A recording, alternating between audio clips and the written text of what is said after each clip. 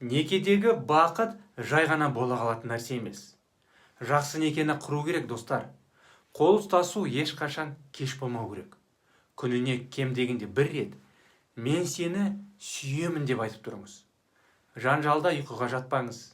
Ешбір жағдайда біз бір-біріміздің әрекеттерімізді жай, қарапайым деп қабылдамауымыз керек. Көңіл бөлу бал айымен аяқталмау керек. Ол өмір бойы жалғасу керек. Өмір жолымен бірге жүріңіз. Бүкіл отбасын біріктіретін махаббат шеңберін жасаңыз. Бір-біріңізге міндет үшін емес, қуаныштан бір нәрсе жасауымыз керек.